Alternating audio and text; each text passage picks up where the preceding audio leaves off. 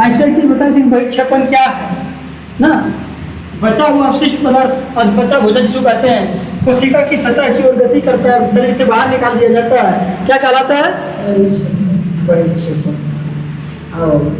अब हम लोग आज समझेंगे मानव में पाचन तंत्र, ठीक है? क्या समझेंगे? मानव में पाचन तंत्र। इससे पहले किस पाचन तंत्र समझ रहे थे? अमीबा। तो अमीबा चारों पर भी याद रखना, खाद्य कण को देखता है, उत्पाद का निर्माण करके उसको खाद्य कण को घेरता है ना, उसको क्या करता है, उसको अवशोषण करता है, ग्रहण करके अवशोषण, उसके बाद विक्षेपण। ये चीजें को थोड़ा पॉइंट व्यू से याद रखना है। अब मानव वाला समझते हैं कि मानव में पाचन तंत्र कैसे होता है। इधर ध्यान दो, बाद में लिख लेना ना, पहले समझते हैं। लिखना भी कब है? जब समझ में आ जाता हो।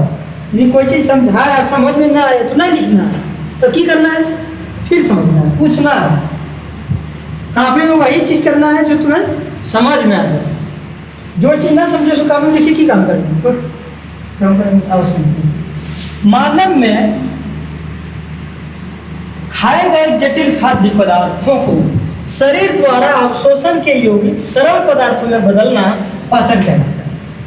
पहले तो समझो पाचन किसे कहते हैं। तो मानव जो जटिल पदार्थ खाता है तो शरीर द्वारा उसको अवशोषण करके सरल पदार्थ में बदल देता है।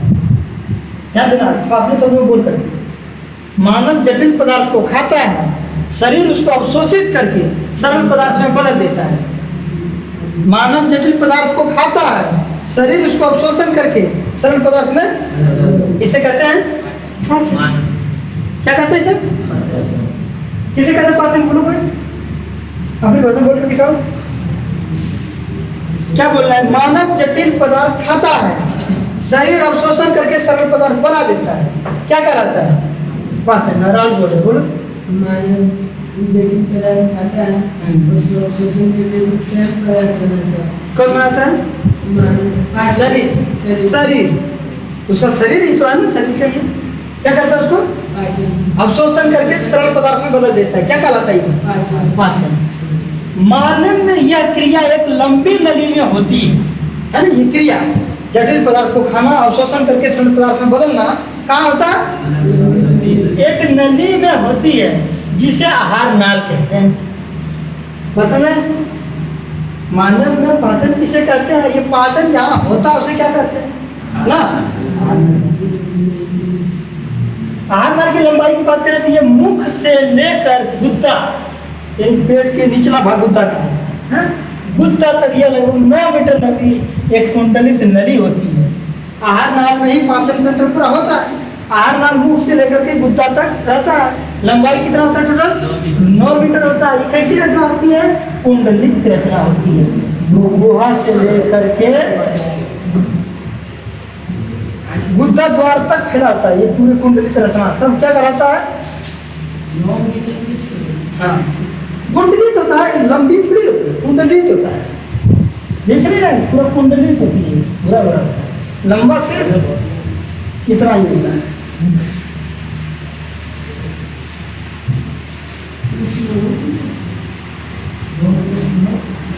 ऐसा करते हैं, इसको करें तुम नोट करो तो फिर आगे हम समझते हैं इसको। क्या क्या लिखना, ध्यान देना। पहले मानव में पाचन तंत्र, तुम हेडलाइन बना के जिसको जैसे समझ में आया वैसे लिखो, या तुम खुद से क्वेश्चन बना सकते हो, समझ में आया तो क्या मानव में पाचन किसे कहते हैं ना, आहार नाल किसे कहते हैं, ये तुम्हें लगता है यही सही है। इसी तरह लिखो कि मानव में खाए गए जटिल पदार्थ शरीर अवशोषण के योग्य सरल पदार्थ में बदलता है, पाचन कहलाता है ना। मानव में यह क्रिया लंबी नली में होती है, जिसे आहार नाल कहते हैं। मानव में पाचन तंत्र लिख के डैश करके लिख लो। फिर आहार नाल की लंबाई, अब मुख से लेकर गुदा तक यह लगभग 9 मीटर लंबी एक नली होती है। इसको हम लोग अलग से देखेंगे।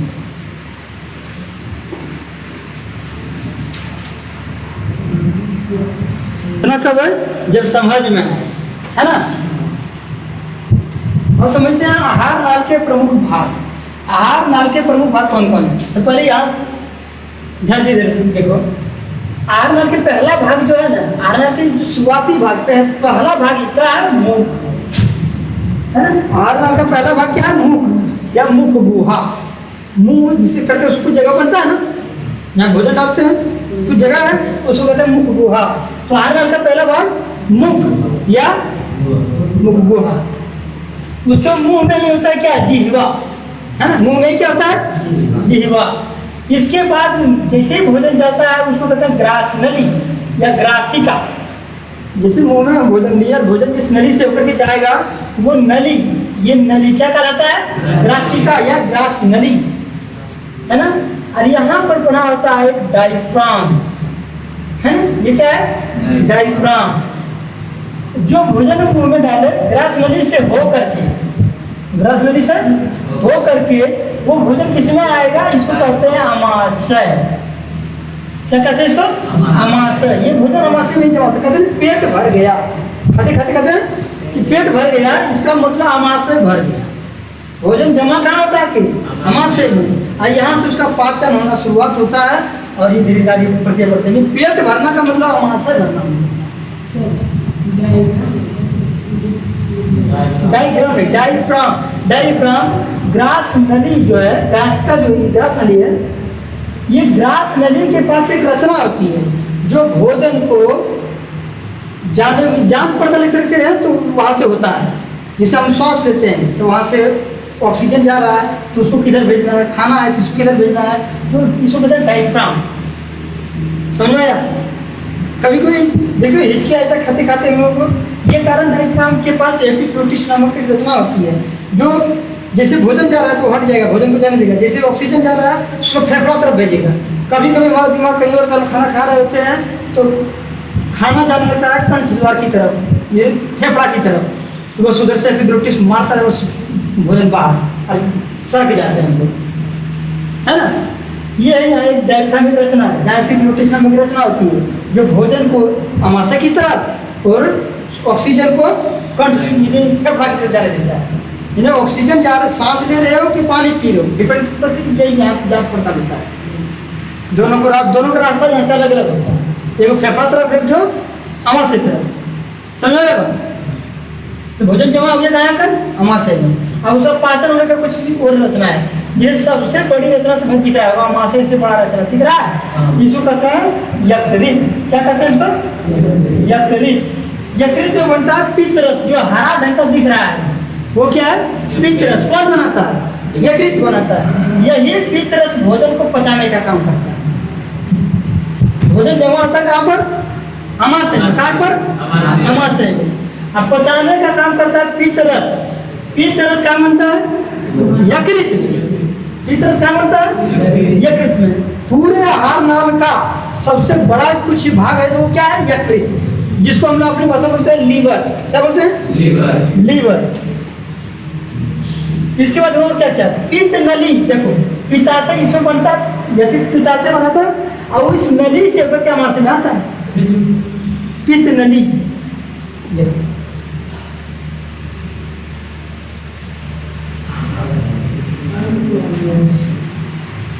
दिख रहा है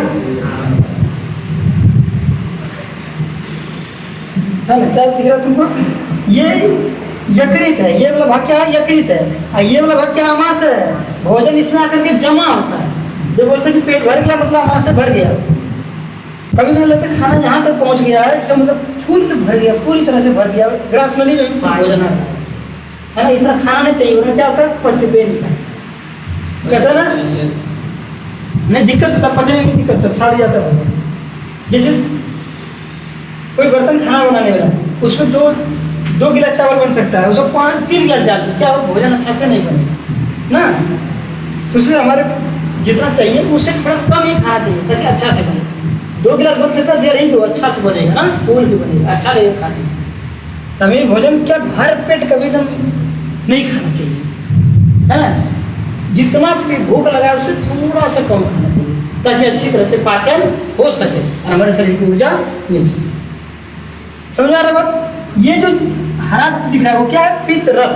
वहाँ बनता है पित्ताशय है, क्या है, और यहीं से पित्त रस बन करके पित्त नली से होकर क्या आता है, तो ये है क्या, पित्त नली। क्या हो गया, पित्त नली। और ये पूरा भाग क्या कहला रहा है, यकृत। पूरी पूरी तरह से वो घी का रमासा ना। हाँ, उसका रस श्रावित होता है, यही नदी के द्वारा में आता है पूरे पानी में, जहाँ तो कोई जुड़ा हुआ नहीं आमाशय से, उससे श्रावित होता है वो रस, और जो भोजन है उसको अपने अच्छे से पचाता है, श्रावित होता है। टपकना नहीं कहते हैं भोजन में आकर के। यही वजह है कि हम लोग कभी भूखे रह जाते हैं, पूरे को सुबह से कुछ नहीं खाए बारिश तक, तो यही पितरस धीरे धीरे टपक टपक के अमाशय की उन नलियों को जलाता है, तो कभी जलन हो रहा है। भोजन रहता है तो भोजन को पचाता है, नहीं रहता था उसी को जलाता है। एक आमाशय पूरी तरह से वो बनता है। हाँ, बनता है।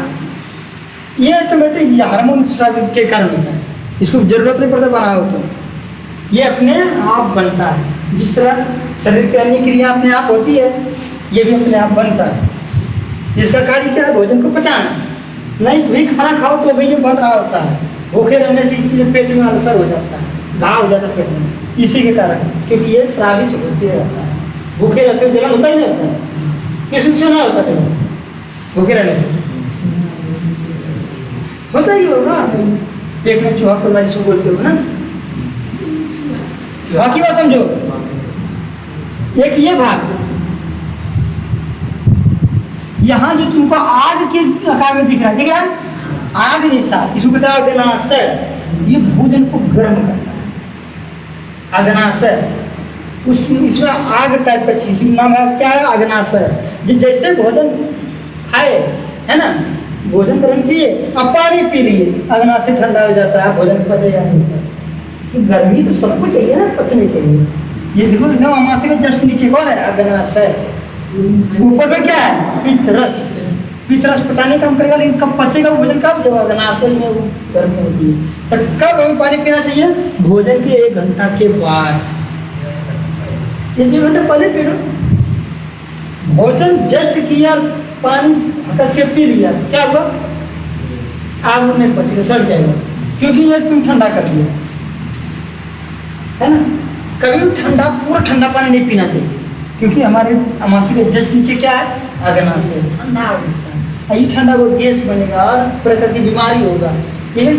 यदि हमेशा कोई गर्म पानी पीता है तो उसका स्वास्थ्य जल्दी गड़बड़ नहीं होगा, क्योंकि हमारे अमाशय गर्म रहता है, ठंडा नहीं। और हम लोग गर्मी में ठंडा पानी पी नहीं पीना चाहिए।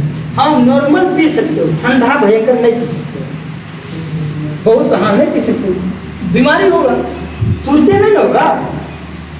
ये होता है जहर, ये होता है मीठा जहर। जहर ठीक है, मीठा जहर से। मीठा जहर क्या है? तुम्हें धीरे धीरे मारेगा।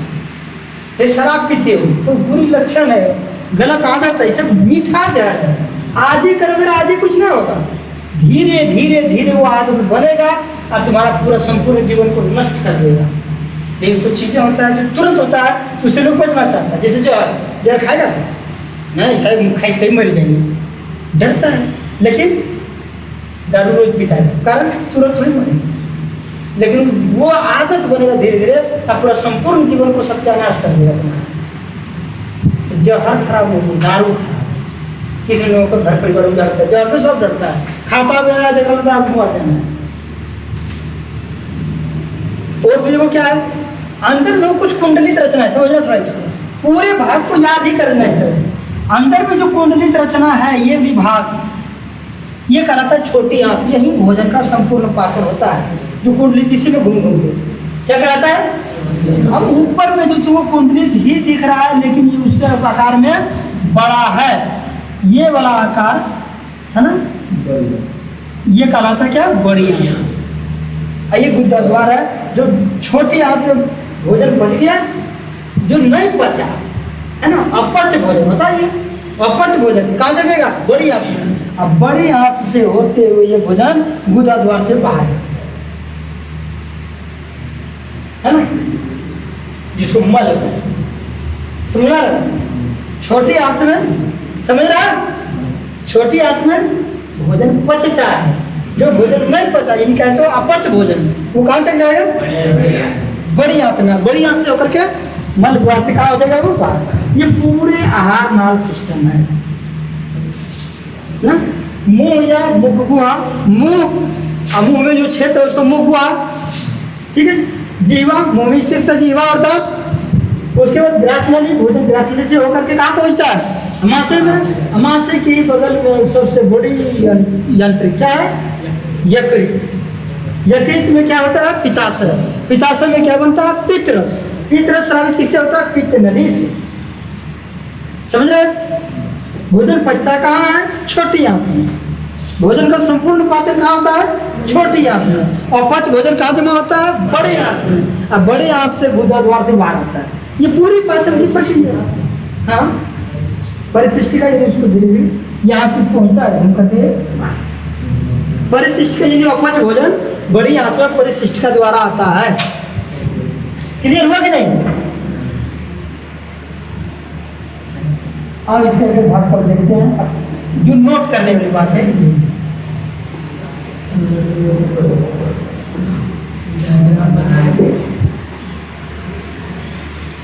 हाँ, कोई नहीं बन सकता है। आहार नाल के प्रमुख भाग क्या क्या है? देखो, मुख या मुखवार, ग्रसनली या ग्रासनली, अमाशय, छोटी आंत, बड़ी आंत, मलाशय, गुदा द्वार। आहार नाल के ये प्रमुख भाग है। ठीक है, नोट करो उसको। आप समझते हैं पाचन में सहायक प्रमुख ग्रंथियां। पाचन में सहायक प्रमुख ग्रंथियां कौन कौन ग्रंथि जो हमारे भोजन को पचाने में सहायक होता है? तो पहला है लार ग्रंथि, है ना? लार ग्रंथि ये भोजन को पचाने में सहायता करता है। लार ग्रंथि, जठर ग्रंथि, यकृत ग्रंथि, अग्नाशय ग्रंथि। जठर ग्रंथि यानी वो गैस्ट्रिक ग्लैंड्स कहलाता है। सबका अलग ग्रंथि है, जैसे कि यकृत से जो बनता है अलग है, अग्नाशय ग्रंथि से बनता है अलग है, लार जो शरीर मुंह से स्रावित होता है ये अलग है। यानी इसीलिए कहते हैं ना, लार कहाँ बनता है? मुंह बनता है। तो भोजन का पाचन शुरू कहाँ से हो गया? मुंह से। कारण लार भी पचाने में सहायता हो रहा है, मुंह से बन रहा है। इसीलिए भोजन का पाचन शुरुआत कहाँ से होता है? मुंह से। कहाँ से? मुंह से। लार कहाँ बन रहा है? मुंह में। इसलिए वहां से हो रहा है। तो ये सब वो ग्रंथि है जो भोजन को पचाने में सहायता करता है। कौन कौन है? लार ग्रंथि, जठर ग्रंथि, यकृत ग्रंथि और अग्नाशय ग्रंथि। पहले इसको तुम लोग नोट करो, फिर हमारे चलो यहाँ समझो। अब लिखना नहीं है बिल्कुल किसी को। कापी कलम का दोस्ती खत्म। अब यहाँ अमित चाहते हो ध्यान से समझें, इसको याद हो जाए, ध्यान दें। पहली बात हम समझते हैं कि भोजन में पाचन तो कौन कौन ग्रंथि सहायता करता पता चल गया है। हाथ रखो जी। मुख गुहा, शुरुआत तो पाचन यहीं से होता ना, तो समझते कैसे होता है। भोजन को मुख में लेना, भोजन को मुख में लेना क्या कहलाता है? अंतग्रहण। अमीबा में भी हो रहा है। भोजन को मुख में लेना क्या कहलाता है? अंतग्रहण। मुख गुहा में 3 प्रमुख अंग काम करते हैं। मुख गुहा में कौन कितने अंग काम करते हैं? 3। कौन कौन? नंबर 1 दांत, नंबर 2 जीभ, नंबर 3 लार ग्रंथि। मुख गुहा में क्या ग्रंथि काम करता है? 3। मुख गुहा में क्या ग्रंथि? Number 1 number 2 number 3। ये मुख में ही काम कर रहा है। दांत क्या करता है? भोजन को चबाने, काटने, पीसने का कार्य करता है। दांत का क्या काम है? भोजन को चबाने, काटने और पीसने का कार्य करता है। जीभ क्या करता है? जीभ भोजन को उलटने, पलटने, निगलने, मुख की सफाई और स्वाद का पता लगाना, इतना जीभ का कार्य। देखो जीभ का कार्य यही पता चल रहा है ना। अलग से लिख भी सकते हो कि जीभ का क्या कार्य है। क्या कार्य है जीभ का? भोजन को उलटने, पलटने, निगलने, मुंह की सफाई। जो कहीं कुछ आता है तो जीभ उसको निकाल के बाहर करने वाला बाहर करेगा, अंदर करेगा, होता ही नहीं। तो क्या करता है? भोजन को उलटता पलटता है। उत्तर क्या करता है? भोजन को निगलने में मदद करता है। और क्या करता है? मुंह की सफाई करता है और स्वाद का पता लगाता है। कौन? जीभ। लार क्या करता है? इससे निकलने वाली लार यानी सलीवा जो लार होता है भोजन को गीला करता है और क्या करता है? लसलसा बनाता है। किसको? भोजन, है ना? लार ग्रंथि, इससे निकलने वाले लार भोजन को गीला और लसलसा बनाती है। लार में क्या क्या होता है? एमाइलेज जिसको टैनिन कहते हैं, और लाइसोजाइम, ये एक तरह का एंजाइम होते हैं जो भोजन को लसलसा बनाकर पचने योग्य बनाता है। कौन? लार। एमाइलेज भोजन में उपस्थित स्टार्च यानी मंड को जटिल शर्करा यानी माल्टोज में बदल देता है, जिससे चबाने के बाद भोजन मीठा लगने लगता है, लार के कारण, है ना। लाइसोजाइम भोजन के साथ आए हानिकारक जीवाणुओं को नष्ट कर देता है। लाइसोजाइम किसमें होता है? लार में होता है। लाइसोजाइम किसमें होता है? लार में ही होता है। क्या करता है? भोजन के साथ जो विषाणु जीवाणु छोटे सूक्ष्म जीव आ गया उसको खत्म कर देगा, ताकि वो शरीर में कोई बीमारी उत्पन्न ना कर पाए। तो कितना इम्पोर्टेंट लार है ना। एक जो पाया जाता है वो भोजन को मीठा करता चबाते वक्त, और दूसरा जो होता है वो क्या करता है? सूक्ष्म जीव जो भोजन में पाया जाता है उसको क्या करता है? नष्ट करता है। आया समझ? बस ये वहाँ में पाचन हो गया। चलो इसको पे नोट करो तो।